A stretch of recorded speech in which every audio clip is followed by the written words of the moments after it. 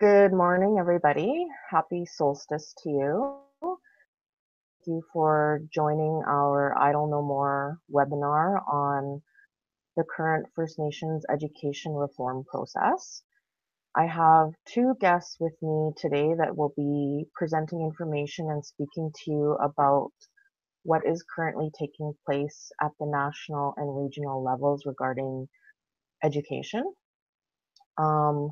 They are Kyle Lamont and Dr. Diana Steinhauer. And just a brief blurb of how we got to where we are today.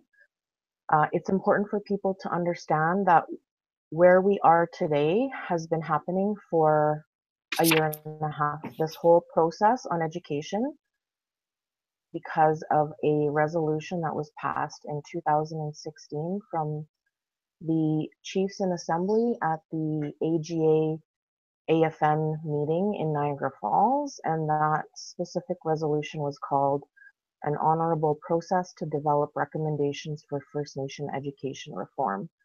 And both of our presenters are extremely well-versed and knowledgeable in First Nations education issues. They have been spending the past year and a half analyzing several documents that have come out of this process.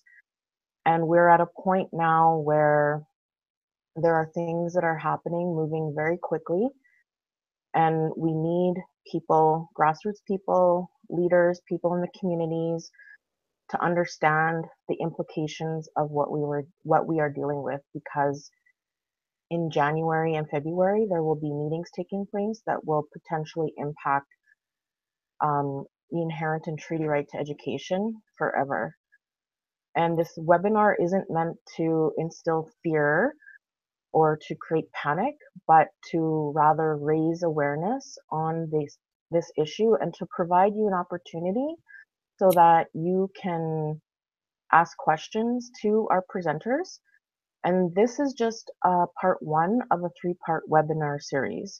The second part of this webinar series will be Tanya Capo, Russ Daibo, myself, and we will be providing an analysis of the national and international landscape as it relates to Canada's current relationship with First Nations people. I'm going to now transition into introducing you to our first speaker. His name is Kyle Lamont, and we work together in the work that we are doing on these issues. So he's going to be speaking to you about how Treaty 8 and the people and chiefs that he works with have come to the place and position that they're at now. And just a last reminder, all of the documents, information, analysis that we are doing collectively as a team will be posted on the Idle No More website for people to view themselves. Okay, we can transition into Kaya now. Thank you.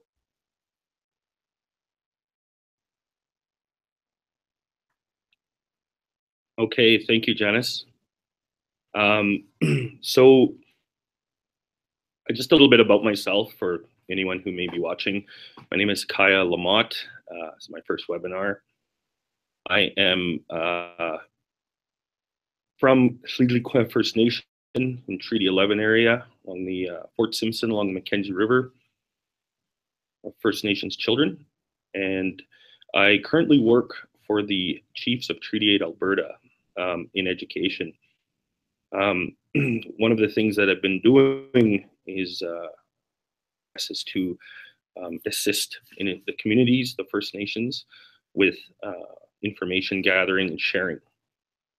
One of the things that we've been seeing in this last some very serious developments in transforming First Nations elementary and secondary education.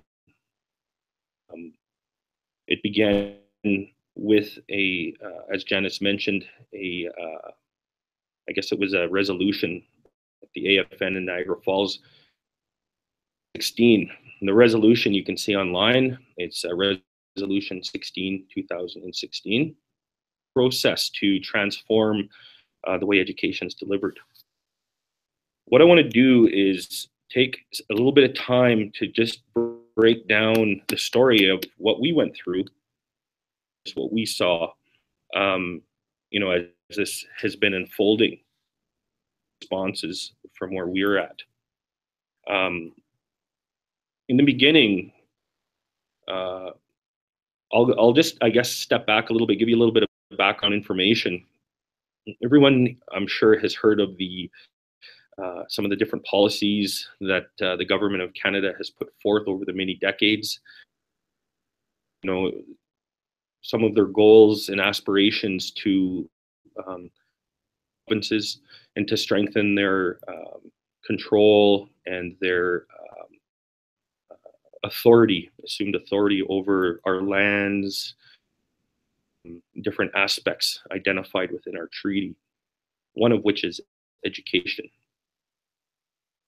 One of those key moments, which we seem to have come full circle to, was the 69 White Paper, the 1969 White Paper. That was the Trudeau-Chrétien policy they presented to eliminate Indian affairs, eliminate the Indian Act, and to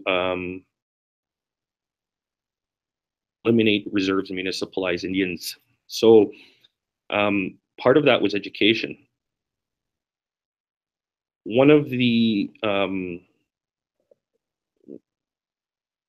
from Alberta, and then it went national, which was to respond to that with what they called Citizens Plus, the Red Paper.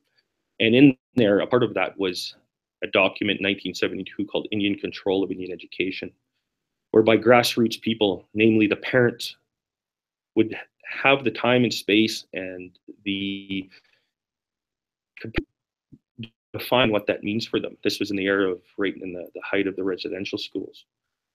That was presented, was shelved officially, but we've seen a number of things since then roll out from the government to, I guess, to push that same policy of assimilation.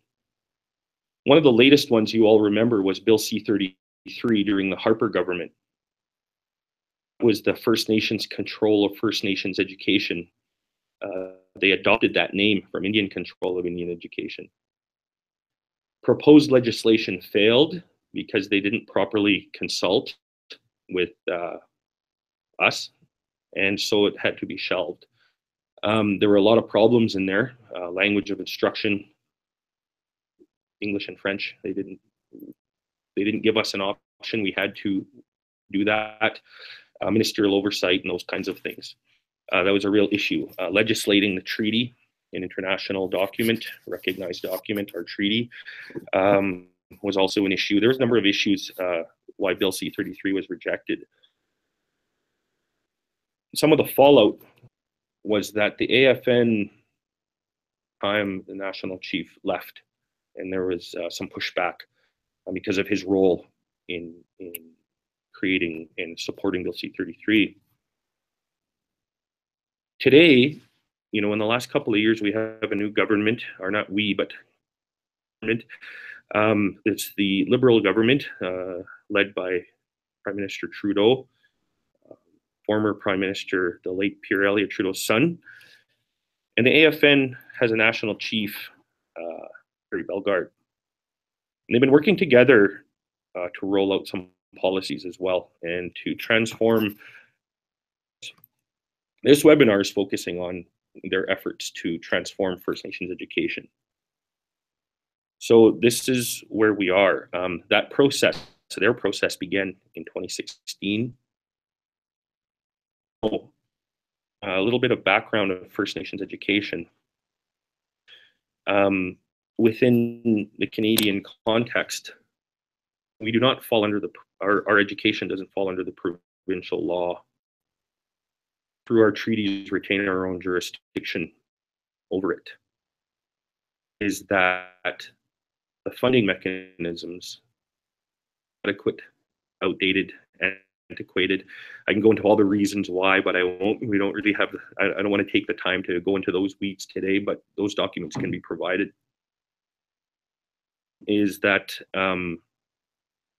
there's a severe lack of underfunding, and those when Parliament appropriates it from the Treasury and sends it to the regions, it's watered down considerably. The other problem is that because it's in the grants and contributions category, there's not a lot of transparency, accountability on the part of the bureaucracy back to Parliament and to Canadians and to First Nations. What is being sent where, and what's being spent, and what's being what the shortfalls are. So that's an issue. So the antiquated system is creating a lot of troubles and problems.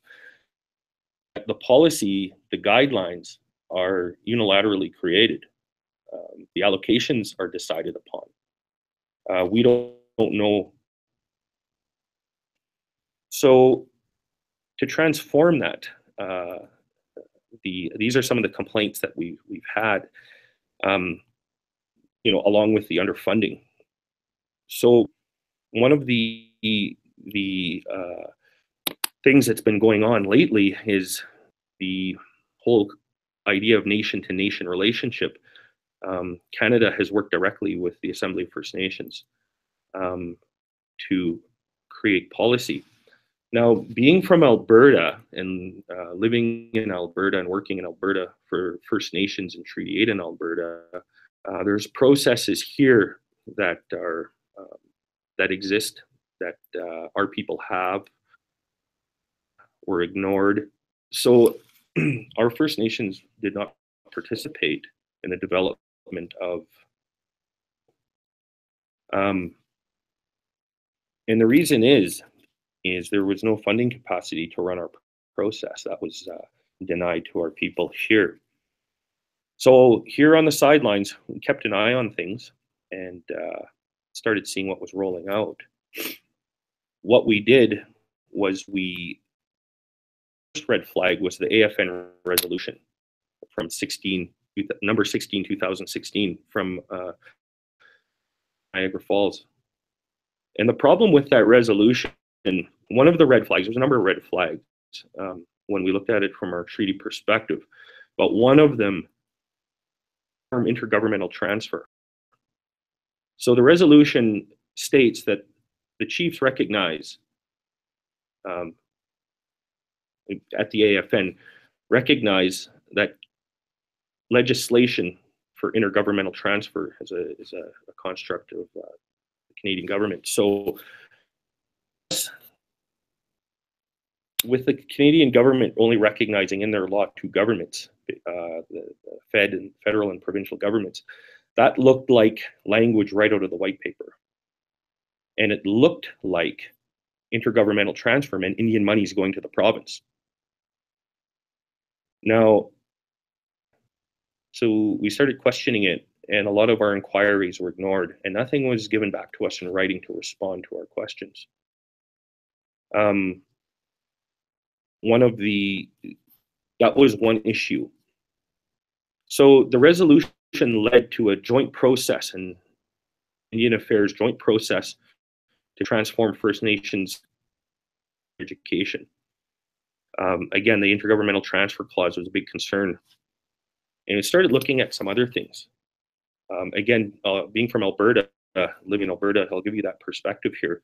But I think it's important for people to know what's going on here because, and it's been stated by the Premier of Alberta that would be the template for the country. So in Alberta, the government of Alberta has a Department of Education. They also have a unit under there. It used to be a division, and it's been now changed to a directorate called First Nations Métis Inuit Division.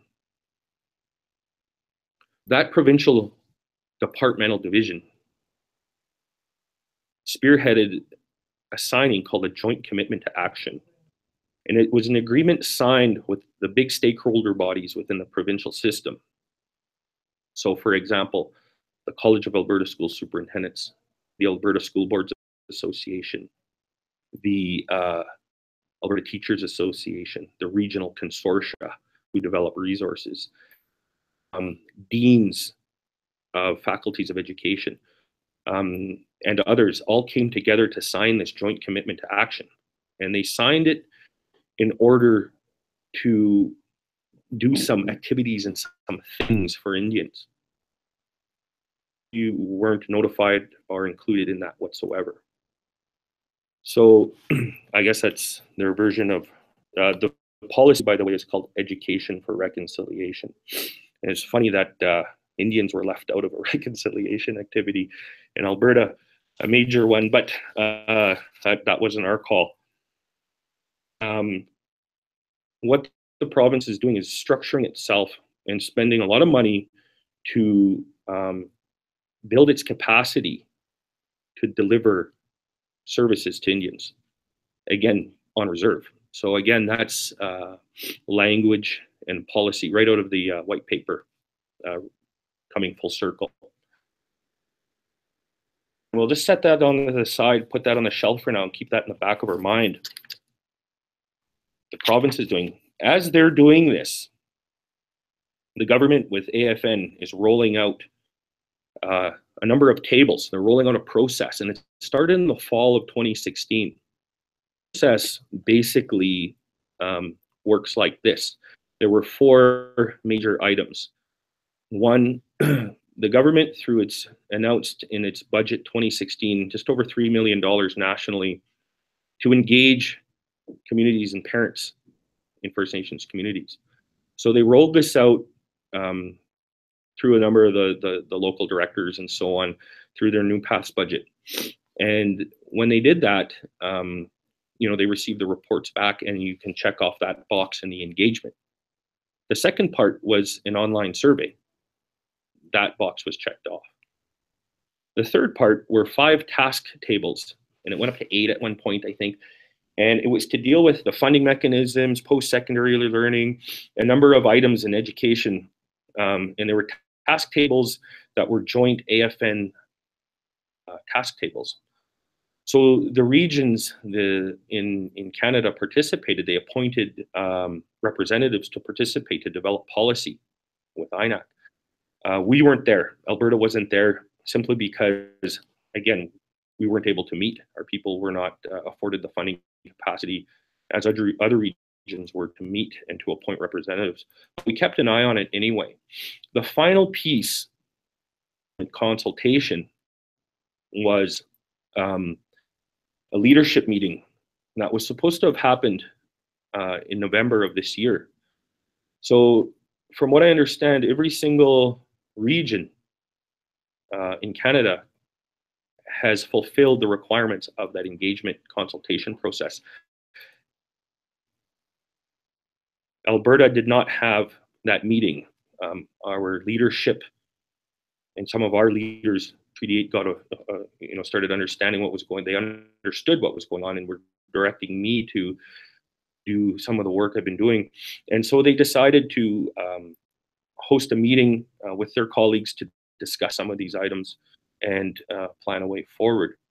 And one of the, from a bunch of them, a majority of them in Alberta, was to have their own process and to have the funding capacity to work with their people and their communities to do this the right way. Now here we are. There is a policy proposal. It's the 15th version, been put forth by INAC. December 5th of this year, so just earlier this month, that was put on the floor at the AFN meeting in Ottawa. Proposal to transform First Nations education was accepted at the AFN meeting with a vote of something like 115 voted for it out of the 630 or 40 chiefs. So I was sent down to a statement that Alberta, a number of First Nations from Alberta, considerable number had a different position than what the AFN was rolling out.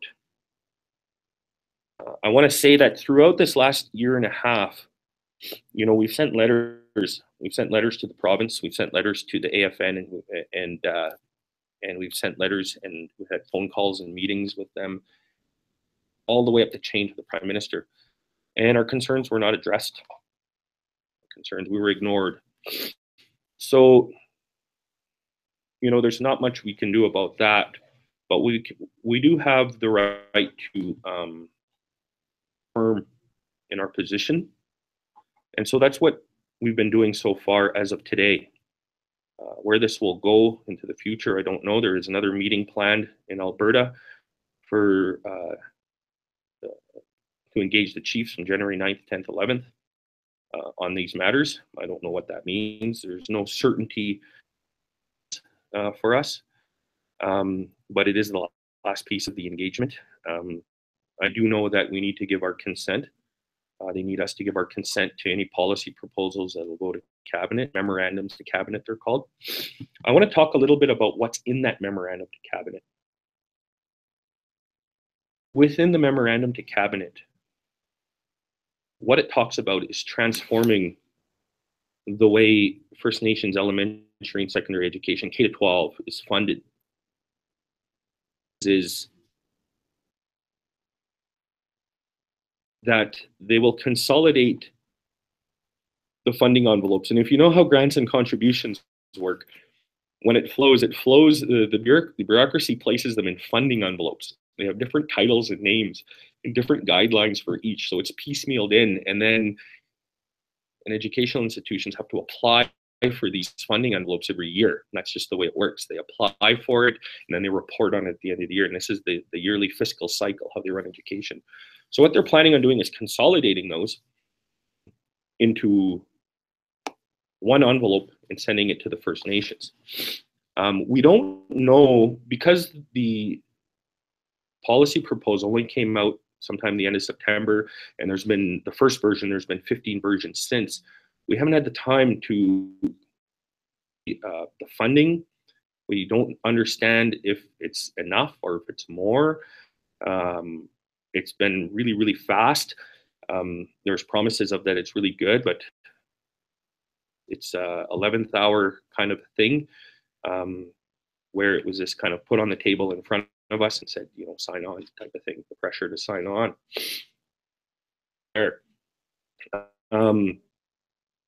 One of the things that's also going on with it is the contents of the memorandum to cabinet, the contents of the policy proposal that was developed. There's a number of items in there that are very concerning for the treaty. One of them, it places our treaty within the context of Section 35. And, Janice and Tanya in the ensuing talks and webinars will be able to explain a little bit more about the law. I'm no lawyer, but basically my understanding is that it domesticates the treaty. It's an internationally recognized document. And there's an obligation from the Crown to meet its treaty obligation to us. And this puts that within the context of Canadian law. So it's a strange proposal in that sense. The other thing I want to say is that with the funding, again, if it's more money or if it's less. So the hook is, for a lot of people, is that they'll give you parity to the nearest school board. So they'll use the school board funding manual. And so, you'll get more per student on the First Nation than you would normally. That's the way it looks. It should be noted that there is no dollars in there for second and third level services. Who is going to do the curriculum? Who is going to do the governance around services? Who's going to do the special ed? Who's going to do these things? Who's going to do the language and the culture? Who's going to do the land-based teachings? Who's going to decide on these things? There's no dollars in there for any of that. So, but what we do see are plans from the province of Alberta through their FNMI directorate to do exactly all of that. So, these things are rolling out, and it's becoming more clear day by day.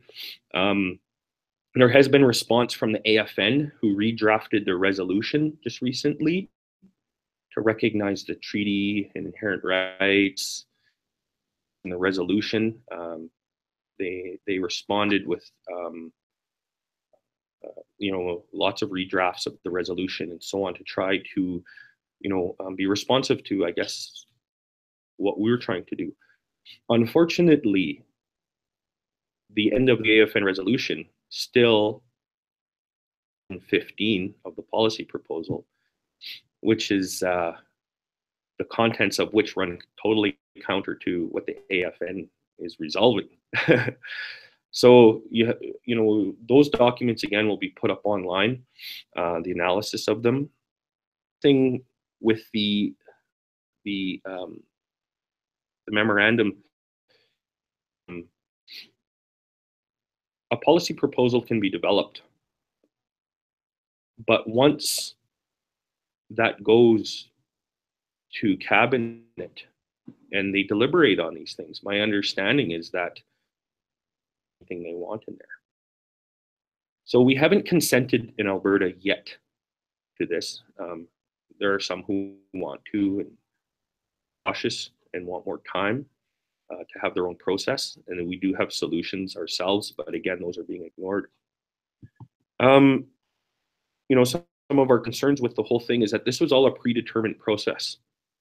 So there is no nation to nation. The AFN is not a nation, a non-profit lobby organization. It's not a nation. So we don't know where the nation a nation is. That rhetoric is all. That's all that is rhetoric. It's not accurate. The other thing is that the process that they created was predetermined. So it was completely predetermined. We had no say in designing the process. So I don't know how that's reconciling anything. The other thing is that, the language that they use frames us within the Canadian context. And it puts us under provincial standards, provincial style accountability, those kinds of things. So these are some of the issues we're having with the whole thing, and have solutions. We have solutions. And when they ask us, well, what do you want? I think a first step would be how our people have that opportunity, that time and space to articulate that. That hasn't been there. It's our efforts have always been to reacting, hold off these encroachments, and there are other things that we could be doing, like solving some of our issues, but there's this underlying implicit type of it's as though we're incapable. And I object to that. Our people are incredibly capable. I go to our communities. I sit with our elders, with our educators, with our people, with my family. Incredibly capable, intelligent, wonderful people who know their own people and are very sophisticated and have. They're the solution, not somebody far away creating processes that are not ours. So that's where we're at with this. I hope I've been, again, I have a little bit of a cold, I'm sniffling, and I have it's my first webinar, so I'm a little nervous. So I just want to talk about that. I also wanted to mention one thing, memorandum to cabinet. It's not a done deal. This isn't a done deal. And the memorandum in their documents, the government's documents, in their critical path document, was to go mid-December to cabinet, and it's been put off to February, the new year now.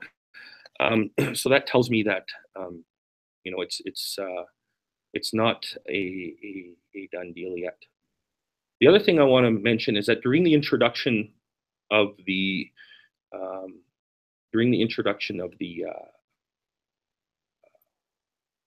AFN resolution on December 5th in Ottawa, it was mentioned there by the AFN guy who is the Chiefs. He stated that there will be legislation. So I was there in the room, and I do have it recorded, but he stated there will be legislation, and that legislation is already drafted. Not written in stone, but it's drafted. So I do have that piece of information as well I wanted to share with this, and that's where we're at with this transformation. Some of our solutions moving forward are to, again, it looks like the 69 white paper, we're back in 1969, we've come full circle. It's like we're in this Groundhog Day loop, and these policies are being pushed on us again. And, you know, we didn't accept it then, and we don't accept it now. That hasn't changed, and the treaty hasn't changed. And so what we are proposing, again, we have solutions. I don't want to talk about them right now, but there are solutions. We want Indian control of Indian education. We want to, surely we can raise our own children. Surely we can take care of them ourselves. And that means at all levels, not just a schoolhouse and not just at a school board level, all levels. Lifelong learning and the entire system of supports that Canadians have within their jurisdiction. And they got several of them in all the provinces, many jurisdictions. We have that jurisdiction as well. Why won't they build that capacity?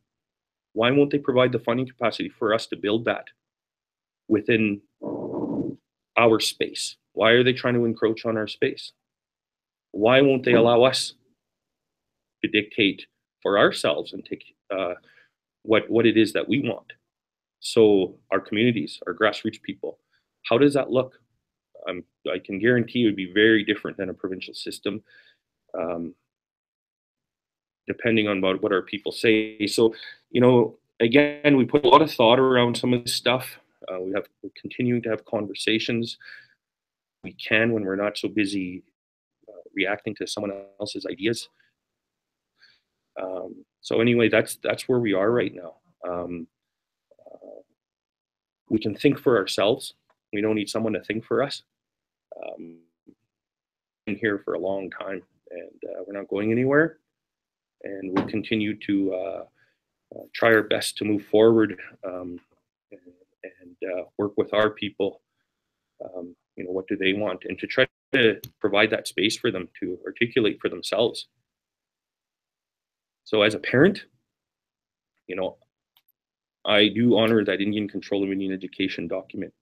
And that was one of the main pillars there, was our grassroots people were supposed to be involved in doing this work. And that's been completely ignored in all these processes that have been predetermined and imposed for us. But I'm going to stop. And thank you. That's all I have to say.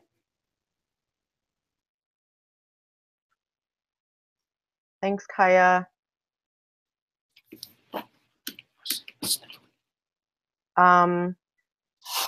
So just quickly, for those that are watching, we just want to thank you for joining us. I forgot to introduce myself at the beginning. My name is Janice Makokis. I'm trained as a lawyer, but I'm also trained by the elders to understand our Nihio Anishinaabe Indigenous laws. And I've also been trained by some amazing people over the past several years on understanding our version of how we interpret and came to make the treaty. And I think that's a significant part of this conversation that many of our people need to understand, to really see the complexity of the situation that we're dealing with, because this isn't just a one policy proposal that was introduced as it was in 1969 through the White Paper.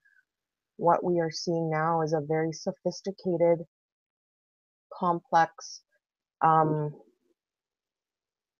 pieces of puzzles that have been constructed through provincial legislation, federal memos to cabinet, and other legal instruments that both the federal government and provincial governments have been crafting over the past 40 plus years for us. And we have to remember that as we are looking at this issue, because this isn't just let's look at the memorandum to cabinet and see what is good or what isn't good in it. You have to look at the situation with all of these documents in mind. And that's why we are having a 3-part webinar series for people, because this is the complexity of the situation that we're dealing with.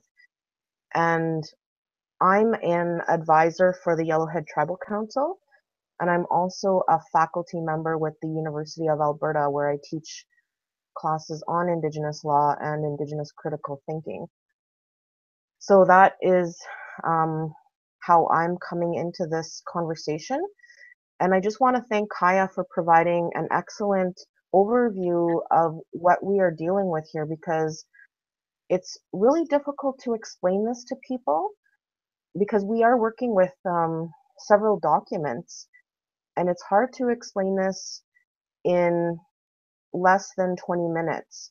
But we are going to provide those documents for you and post them on the Idle No More website for you to view yourselves, so that you get the story for yourself as well. I think that's really important for people to have the information provided to them, so that you are able to be fully informed of what we are dealing with here. And I forgot to mention earlier that for those of you that are asking questions on the Facebook page, awesome. The hashtag to tweet some of the questions is hashtag INM webinar, WEBINAR 21. And now we're going to transition into our next speaker, who is Dr. Diana Steinhauer. She's from the Saddle Lake Cree Nation. She's an extremely knowledgeable, humble educator that I have the privilege of working with.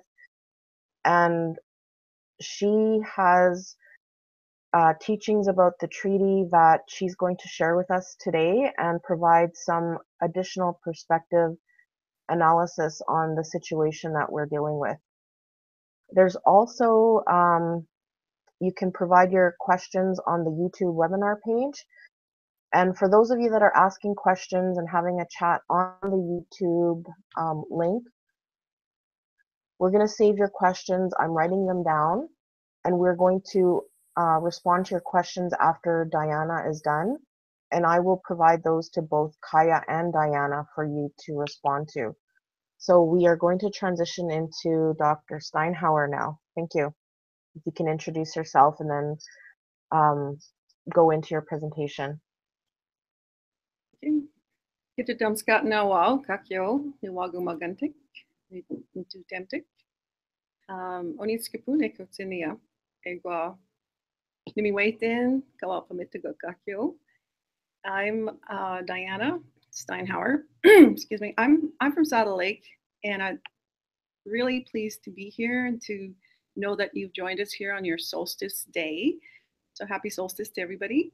And as Janice has indicated, I'm going to speak to you very specifically on some aspects of treaty that are framing the importance of our position here that Kaya was describing as a position that Treaty 6 territory or Treaty 8 territory are positioning ourselves, and that is based on our treaty. So it's because the practice of education amongst Indigenous peoples, which is a requirement of self-determination and is recognized under international law, that we always lean back on our treaties. Because a treaty, where I'm from, is recognized in international law. It's recognized that our nations of peoples, the Cree, the Dene, the Anishinaabe, the Nakota, all of the peoples that entered into treaties with the Crown of Great Britain did so on the premise that they are sovereign, self-determining nations who had and economic sovereignty, exercised inherent education, all of the characteristics by what a nation is under international law, and that is we have lands, we have governance, and we have culture. Were manifested by our ancestors who were incredibly brilliant people, guided by our spiritual ancestors, our spiritual grandmothers and grandfathers, treaty with the Crown of Great Britain. So nations that entered into treaties with the Crown, that Canada exists.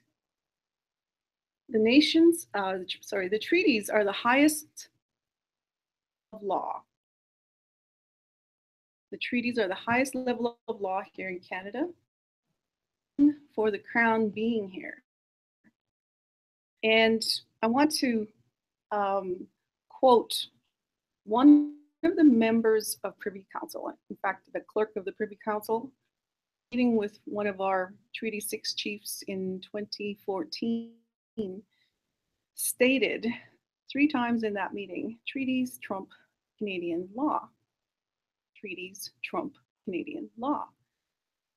Treaties trump Canadian law. Now imagine this clerk, who was at that time the Deputy Minister of Indian Affairs, stating that, and now is the Privy Council Clerk of Canada. We, as Kaya mentioned, a lot of what's going on with this memorandum to cabinet, which is a policy, by the way, and a policy cannot overturn or replace a treaty. So we have to always keep those in mind. What are we dealing with here? And why are the provinces being invited to participate with us? A nation that entered into treaty going to a secondary level government of Canada. Why would they want to be involved? Well, I think, and this is my analysis of the whole picture, is there is a desire for this government to make us into domesticated minorities regime. Why? Because Canada cannot produce any documents to prove they have title to lands aside from those acquired through or the comprehensive land claims. So all of what is going on today through a really veneer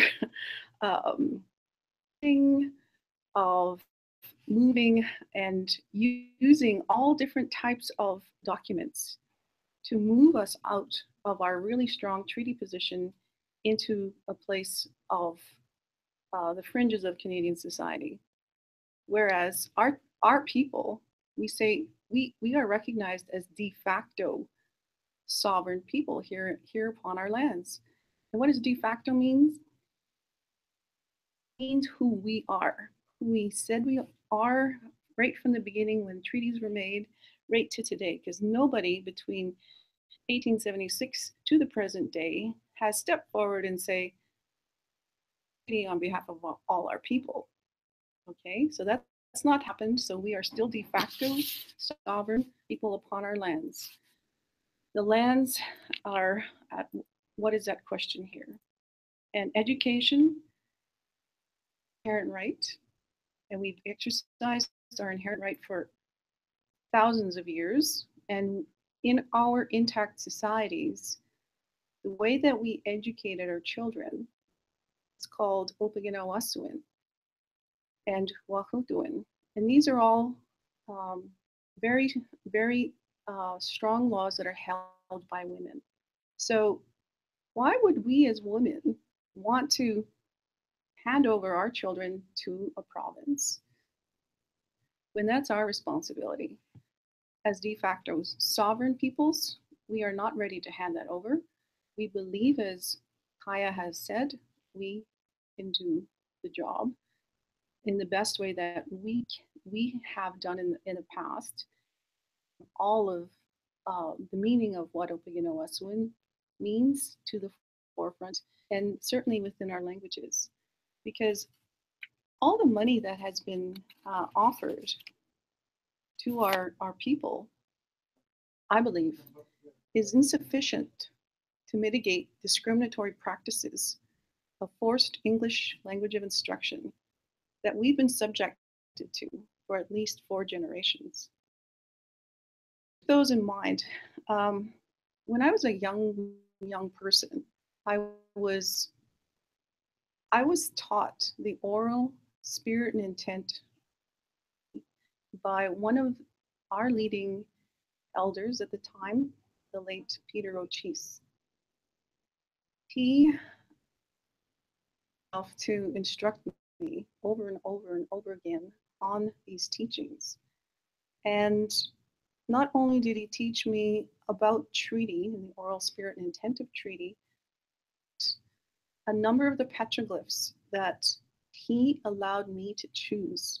And in my choosing, I have been able to open up a world of understanding, because in the way that he taught, which is the genuine way of teaching for an Indigenous practices, is that he allowed me and maintained the integrity of my thought, allowed me to think, or permitted me to the room to think and analyze and synthesize. So these are the kinds of ways that our people have in our education that is inherent to us. And we believe it ties us to our creation, obligation to the creation. We have an obligation not only to our generations, but to 7 generations in the future. Years ago, our ancestors who made those treaties were thinking of us.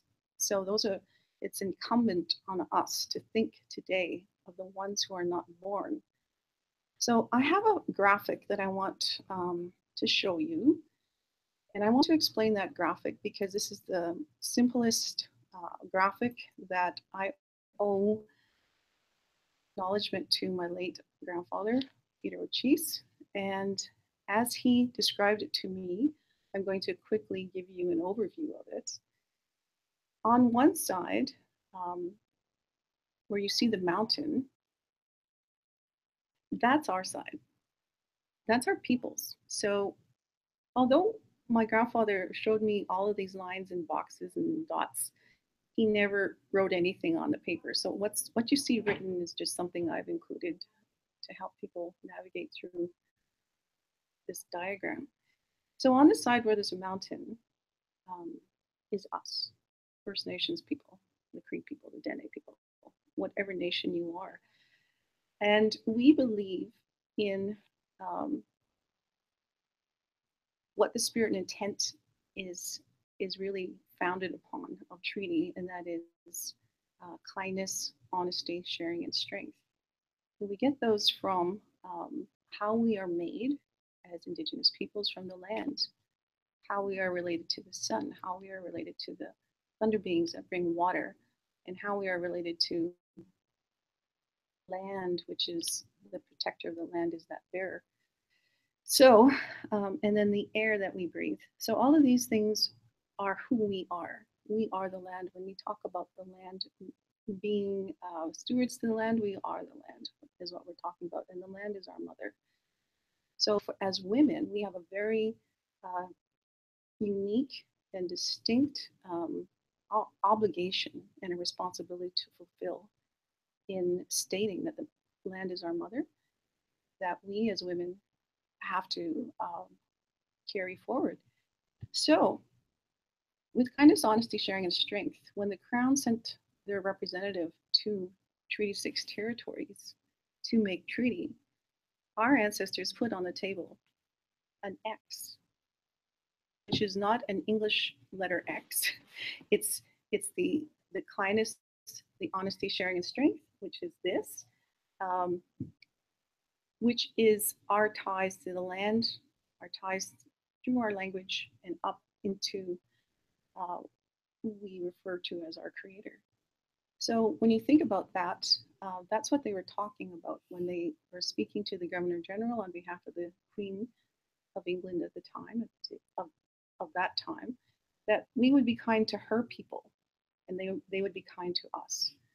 That we would be honest with her people and they would be honest with us. That we would share the land to 6 inches with her people so that she can have agriculture here, because our lands are lands for agriculture. 6 inches of the land we shared. And then we said that we would be strong in our ways and they would be strong in their ways. And we created 2 roads which were not ever intended to give permission for the other to govern the other. What my grandfather was mentioning. So you see that little box in the middle of our road? Those are the reserved lands that we carved out for our use only. It wasn't to be shared. Those lands weren't to be shared with the Queen's peoples, the settlers who were coming. They were only for our exclusive use. And that was so that we can continue being who we are. And was that for as long as the sun shines, for as long as the waters flow, for as long as the grass grows, within and with as long as there are First Nations peoples. All of those are contained within the meaning of those 4 dots with that one in the center, which shows our pathway. So while my grandfather was talking to me about this, he also showed me that on their road, the Crowns Road, in the future, he said they're going to draw, they're going to make a bridge. And then he started drawing that horizontal line that you see between our 2 roads. And on that horizontal line, he drew boxes. Change the Indian Act, or they're going to try and change the Indian Act, they're going to do this, they're going to do that. And they started naming all kinds of things. And this was in the 1980s. And everything he talked about is happening today. So if you notice, that bridge only goes halfway between the Crowns Road and our road. So I asked my grandfather, how come if it's a bridge, but it's not completely built, why is it only halfway across? So he said it's because they know they can't interfere in our jurisdiction. They know that that's as far as they can come. They're offering you, they're inviting you to come into their legislation.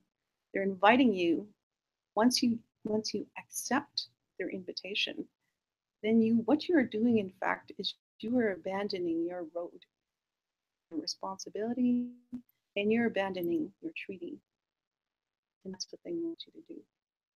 That is called free, prior, and informed consent, which is part of our treaty.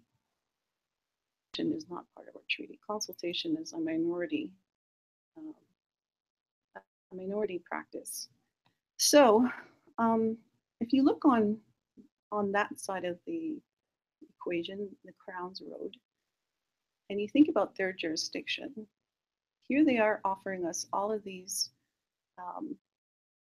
incentives to money. They're offering us incentives of writing in our own pieces into this audit, which will obliterate us in our inherent and treaty responsibility to educate our own children.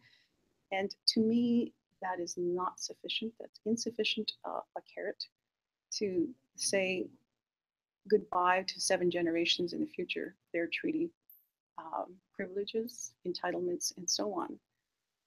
Because part of what my grandfather taught me is that the only time that we can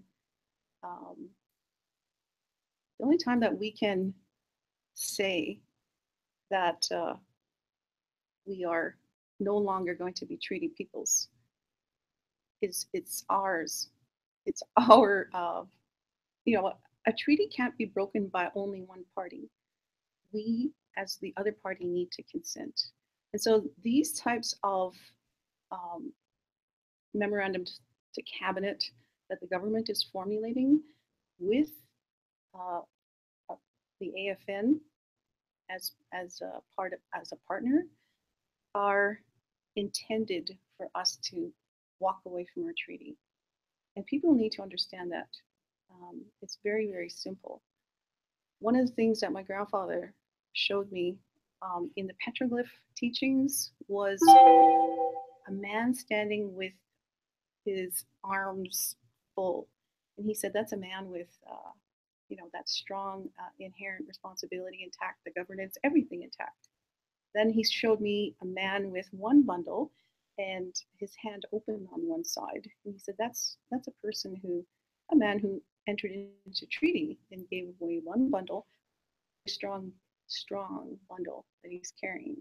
And then he showed me a petroglyph with a man with absolutely nothing. And he said, what do you think that is? And I said, well, that's assimilation. That's the person who gave it all away. Yes, he said, and you don't have to go there. You don't have to go there.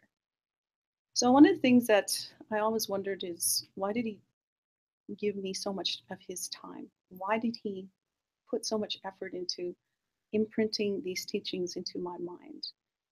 The reason is because I was going to live to see the day that we are living right now. And as a woman, I have a responsibility to the 7 generations who are not born yet, and so I must speak out. It is by no coincidence that the ministers of Indian Affairs, Indigenous Services, and then the Intergovernmental Peace, they're women. It's no coincidence that the Premier of Alberta is a woman. It's no coincidence this is a woman. So we as women need to step forward. This is our time. We need to speak for the ones who cannot speak for themselves. And I really appreciate all of my ancestors who stood and at the time of the 1969 white paper made sure that we had a place in this society, our place under treaty. And I want to acknowledge the work of Kaya and others who are doing their utmost to bring this to our attention. Because if you read the 10 principles of Canadian government organizing treaties under their engagement processes, I'm just going to read this out. It's point number 5 of the principles. Agreements and other constructive arrangements between Indigenous peoples and the Crown have been and are intended of reconciliation based on mutual recognition and respect. This is not a reconciliation piece recognized in international law. Our treaty identifies as de facto sovereign, and there is a preemptory norm in international law. Sovereign nation cannot pass legislation for another sovereign nation. And if you think Canada is a nation, it is a nation state, it's not a country.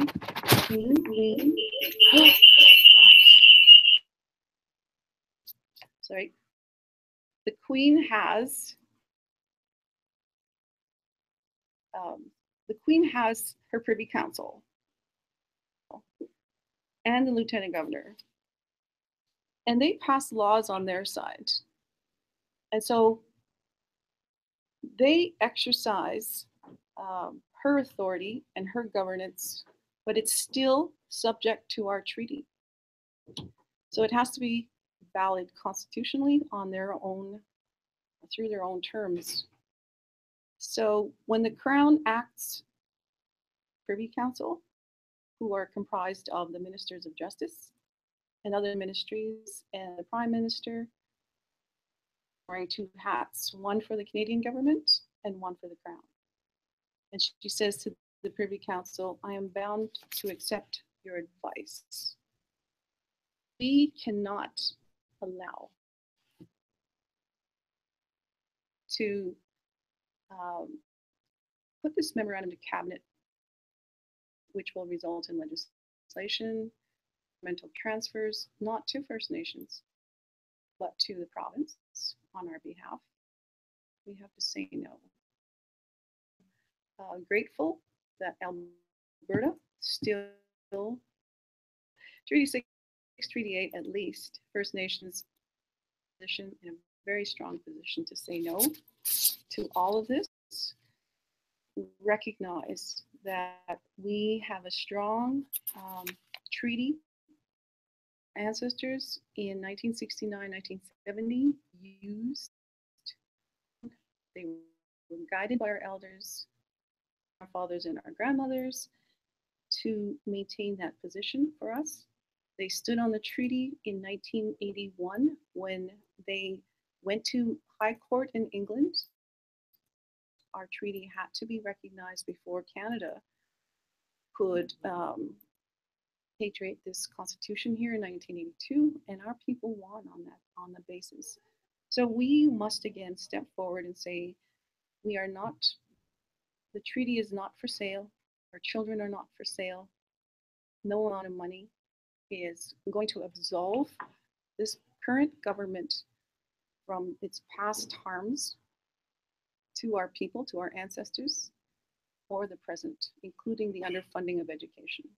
So I'm going to stop there. Notice I'm taking up enough of my time, and there are to be questions that are posed and that we want to get into a dialogue with. And I just want to state that I didn't give the whole story. It's not possible to give the whole treaty story within a short period of time, but I hope what I did provide was sufficient to help people to understand the strength of our position in our treaty. Thank you.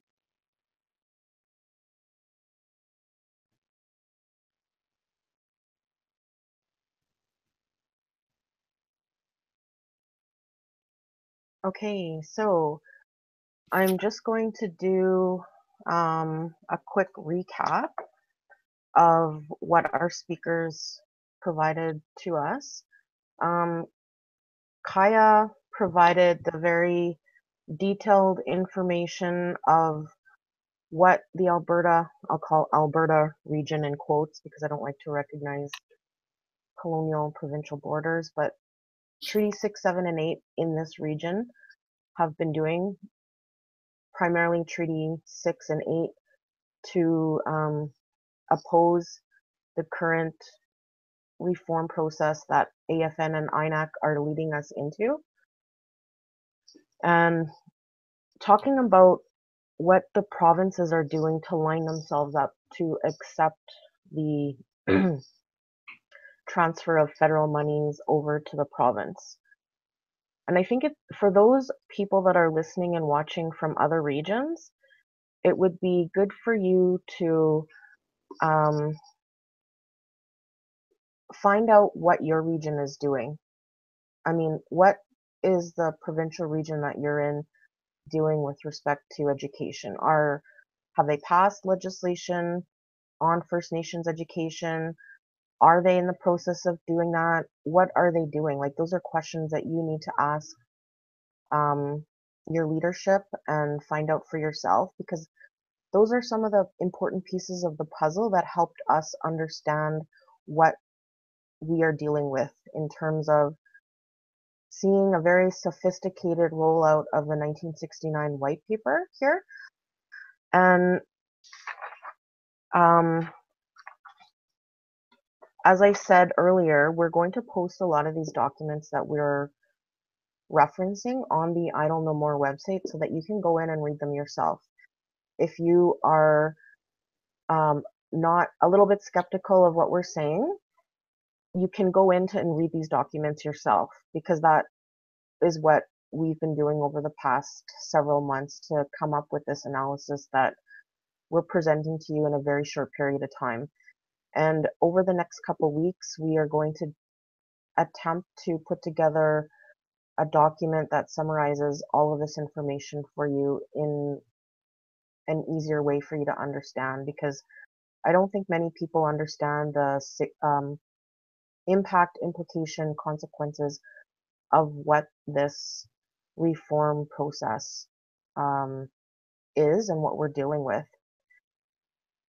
And Dr. Steinhauer provided an overview of the oral spirit and intent understanding of the treaty as taught to her by Peter O'Chese, and relayed that in the context of how that situates our understanding of treaty within international law and the strength of that treaty, using specific examples of what government officials have stated in meetings with chiefs, as well as what has been stated and presented at UN meetings of chiefs.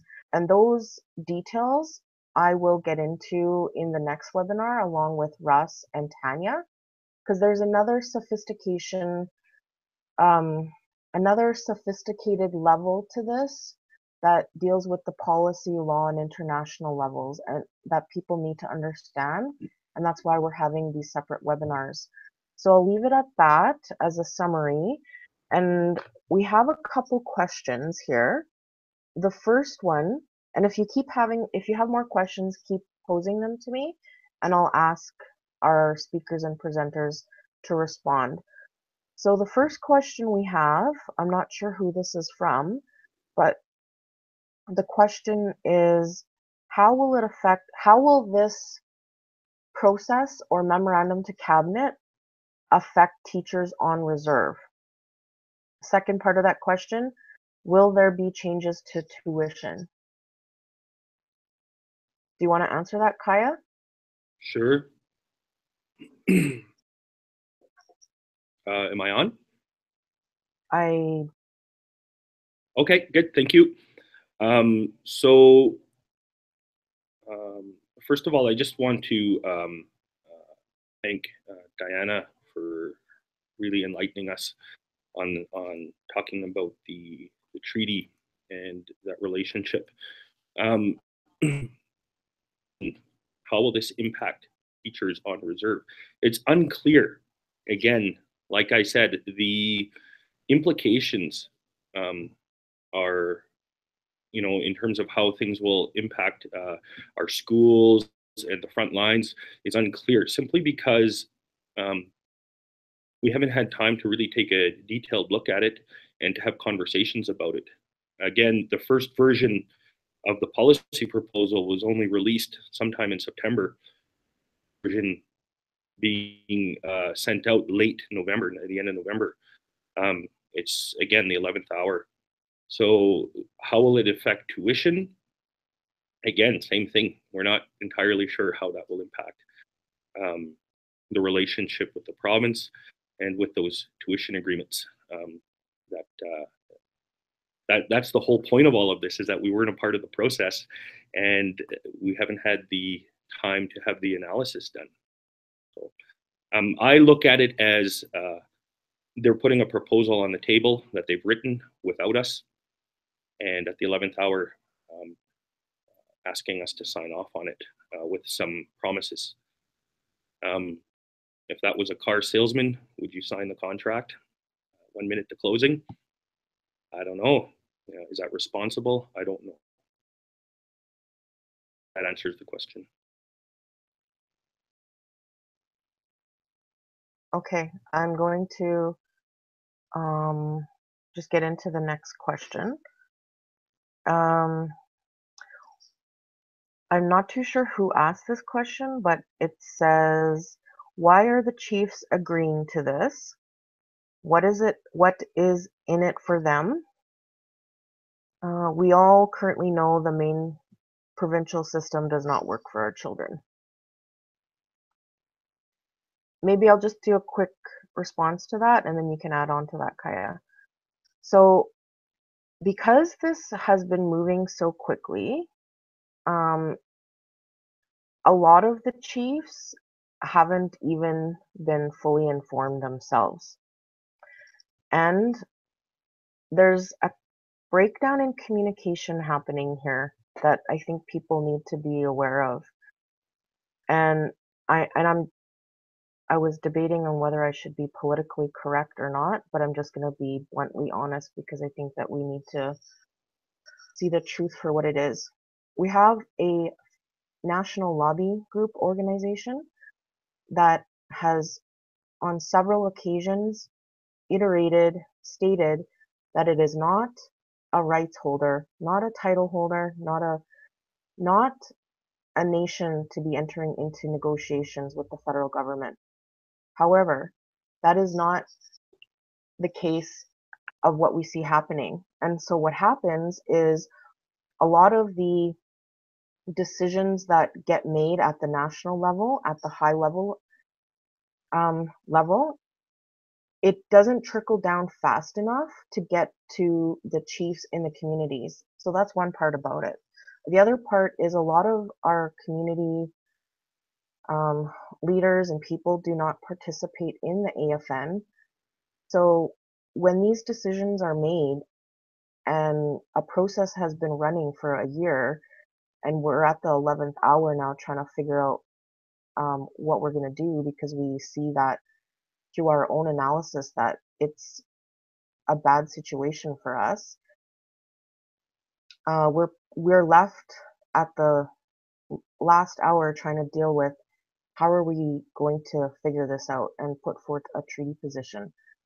So I would suggest to people that you speak with the leadership from the community that you're in to see what they are doing, because maybe they don't even know. Some of them don't even know. And some of them do know, and I don't know. You would have to ask your own community leadership why they are doing what they're doing. And a lot of parents, when they see a proposal in front of them and the government, all they harp on is like billions of dollars coming for education, it sounds good. It sounds good. But when you dig deeper and you look at the documents and what the implications are long term, maybe that money will only run for 10 years, 15 years. And then after that, what is going to happen? 7 years. These funding agreements are for 7 years. So what happens after the billions of dollars have been used within that 7-year time period? And another thing that people need to be mindful and aware of is this MC process, the Memorandum to Cabinet process, is leading into regional agreements, which is code for self-government agreements on education. And if you have followed the work of Russ Daibo and other people that have analyzed these types of agreements and processes on self-government, you know that they're termination agreements. So what you're doing is essentially taking an internationally recognized treaty, promise in education, domesticating it within Canada, and extinguishing and terminating the federal obligation to fund treaty for a self-government agreement. In short, that's what's happening. And we will get into more of that in detail in the next webinar, but I just want people to know that's the situation that we're dealing with.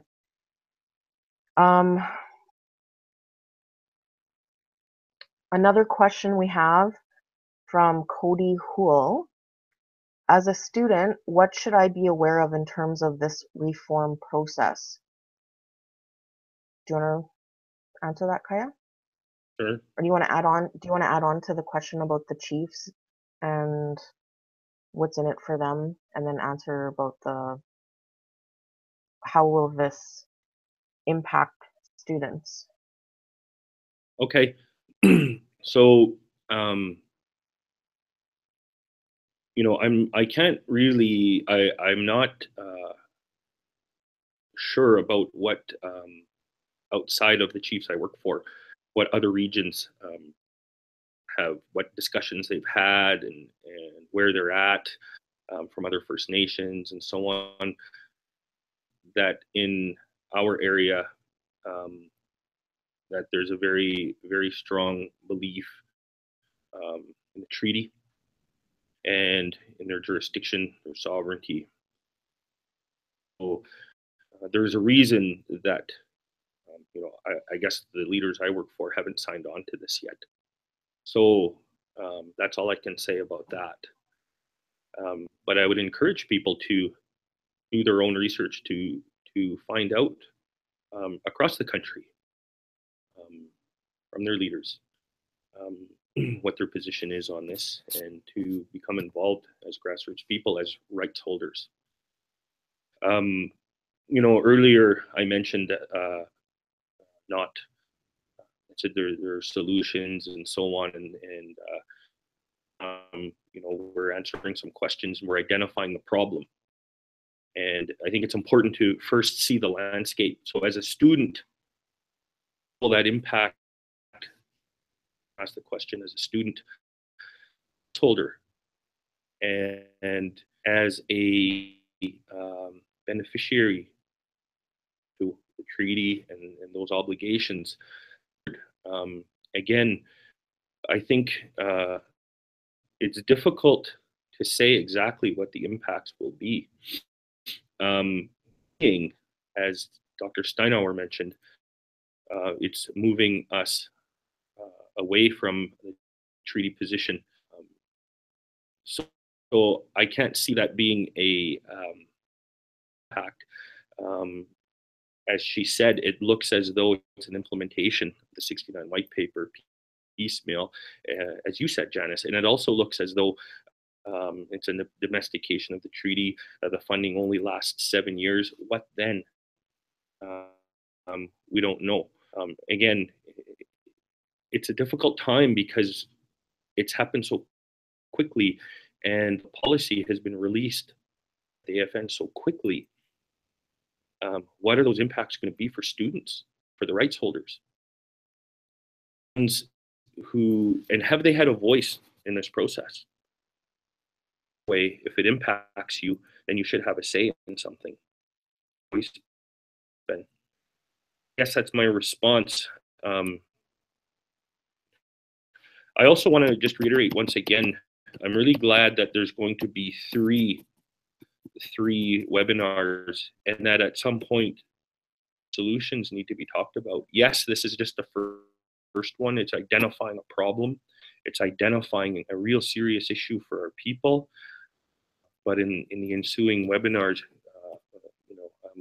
I'm looking forward to that conversation and those discussions regarding the solutions from a treaty perspective.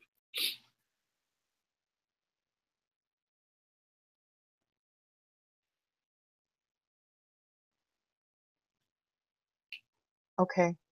I don't see any other questions coming forth right now.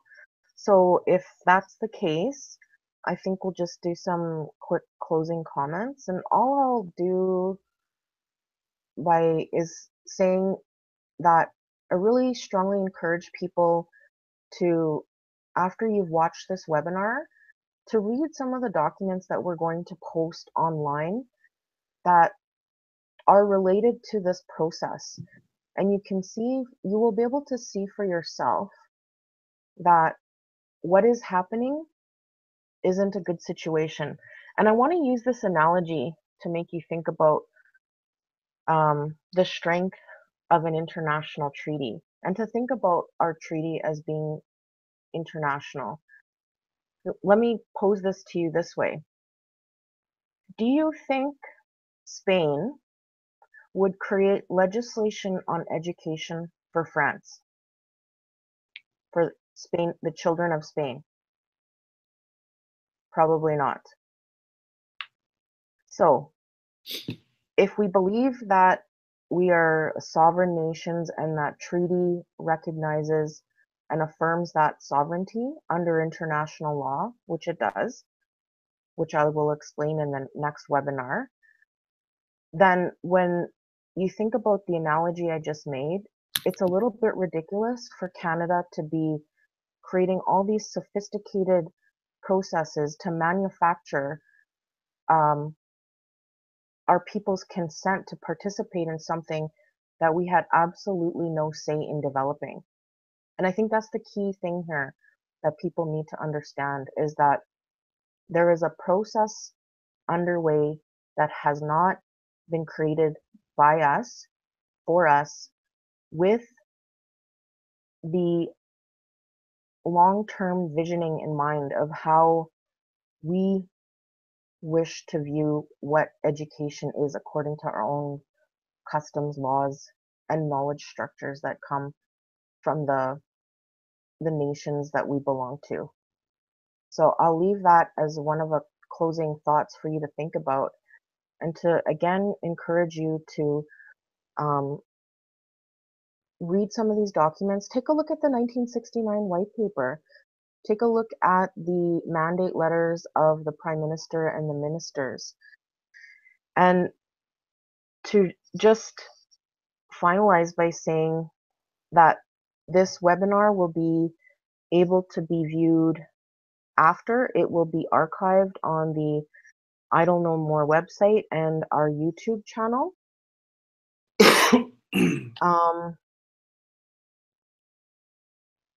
One last question.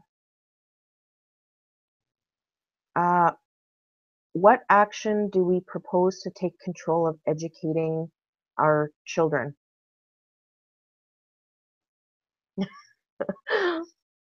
That's a big question, but a good one.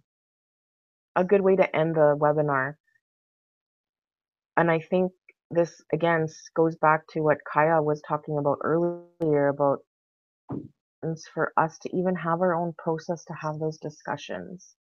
We haven't even had the time to have these important conversations within our own communities, with our own, Cookums and Muslims, grandparents, knowledge keepers, elders, framed from and coming from within our ceremonies that guide and instruct how we create education structures and something for our children in the future. So I'll just end by saying that, and then if Kaya and Diana have any more closing comments, we'll just close off the webinar like that. And again, just want to thank everybody for tuning in and for taking the time out of your day, and happy solstice to you. Hi. Okay, thank you, Janice, again, and thank you for the questions. Moving forward in terms of we take, I think that number one, awareness is key.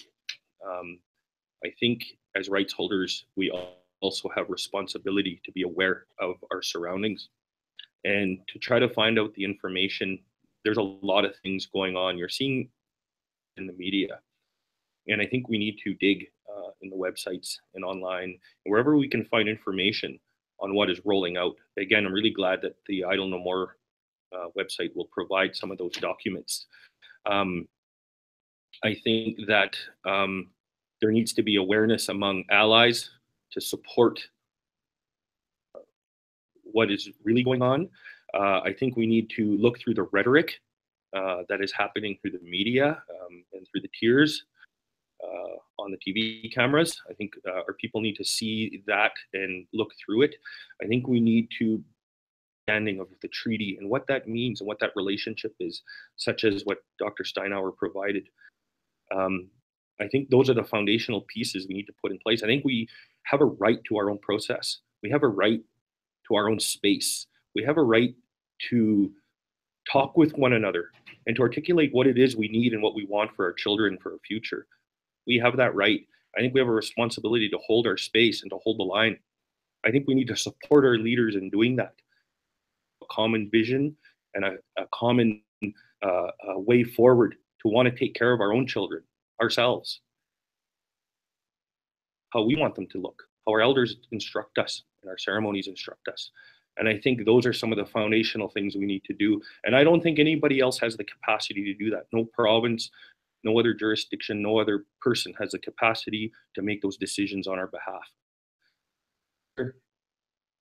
I don't know where they came up with the idea that they do, but they don't. And so with that, that's how I'll end my presentation, I guess. So thank you all very much. Sorry. All right, so for my concluding remarks, I'd like to just thank the technical team that us, the platform, as well as Idle No More. And one of the things I really want to emphasize is that whole business of funding. This Niagara resolution that was voted on in 2016. Treaty peoples and treaty nations. It was an exercise that was really unnecessary. Why? Canada has an obligation to fund all of the aspects of treaty that our ancestors concluded in terms of the negotiations. So not only education, but medicine chest, all kinds of, there's 27 that I can name, but I don't want to get into that. The point is, the government knows it has an obligation, and yet went through this process. I was a really young child when my dad, late dad, was involved with Indian Association, always present wherever he was, and my uncles and my aunts at the time. So I always overheard what they were talking about. And one of the things about the Citizens Plus, the red paper, that the Indian Association of Alberta had commissioned a writer to write for them on their behalf, who often didn't listen to what our chiefs wanted in that paper and put his own little spins on things. And I was reading it the other day. For all of the peoples of our territories across Turtle Island on the Canadian, you want to call it the Canadian side, that you are receiving funding as well. So it's so imperative that we get that support right across for this, and overturn this memorandum to cabinet before it goes anywhere else. It needs to be shelved. So the funding obligations, we have statutory funding obligations already for education. There needs to be no more agreements. All that needs to happen is the government needs to just recognize that 50% of all the resources that come off our territories are ours, and quit making us chase money that is ours to begin with. And capacity within our communities, within our First Nations, within our nations, to identify what our needs are.